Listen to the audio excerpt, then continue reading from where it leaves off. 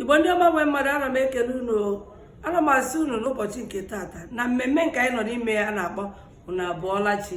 Ana m asị unu abụọlachi, unu rahụkwara ọfụma unu tetekwara ọfụma kedu ka unu mere? Unu asaala chi, unu rị mma ịkwa dịka ndị ụfọdụ ji na-asụ ihe mkpa na ihe niile a na-ekwu bụ gịnị ka ekwu n'okwu ahụ? Unu abụọlachi. Kedu ka ụbọchị dịrị unu? Ana m asị ụbọchị taa makwara unu mma odozi Chinyere na-eke Ogbonna nọ na ihe mmemme Igbo ekune nke unu abụọlachi, na-asị unu ka eke unu mere. Kedu ka esi anyanwụ na mpaghara nke unu nọ na ya? Ana m asị ndị na-azụ ahịa, unu ga-azụ karịa ka unu na-azụ na mbụ. Ndị ọrụ oyibo, unu ga-enwe mbuli elu. Ndị na-agụ akwụkwọ, unu ga-enwe isi mmụta, unu ga-enweta akara ugo. Ndị na-eme ihe ọbụla dị iche iche ha ji agba mbọ eme na gịnị na-ahụ ihe eji araratụ mmanụ.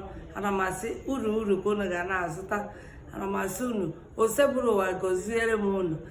Ka unu na-apụ, ụkwụ unu ga-eji alọta ga-aka nke unu ji apụ mma ọ ga-agaziri unu ihe ọma ga-emere unu ndụ nka nọ.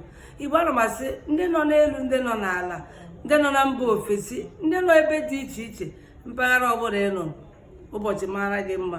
Ana m eweli aka elu na ekpere na-asị Olise nke bi n'eluigwe, biko gọziwe unu ncha, gọziwe unu n'ụtụtụ, ehihie na abalị, gọzie ọpụpụ unu ụbọchị nke tata, ka unu pụọ, ka unu were mkpụrụ lọta, ka ọ ga-ahụ n'oge mgbede unu nwee ike nwee na-eme gịnị ihe ụwa mgbede. Ọ kwado otu aka gịnị ka ndụ si na-aga aga.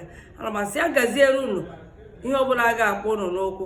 Ụbọchị ga-adịrị unu na mma, rikakwanụ, mụkakwa, zụkanụ. Tata bụ ụbọchị Eke n'afọ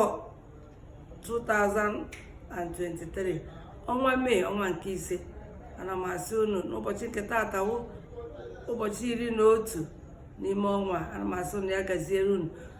Biko, ihe ndị na-enwetabeghị n'ọnwa ndị gara aga na afọ gara aga, bido tata gawa ka ya otu nga ị ga na-enweta ya mmaji kwuru mmaji. Ahịa ga na-azụ, ihe ọjọọ a ga-ezu anyị, ihe ọma ga na-eru anyị aka. Ya gaziere unu taa ka ọ dị. Ana m asị unu abụọlachi. Chetakwa na ịlọta ụgbọ mgbede dị mkpa.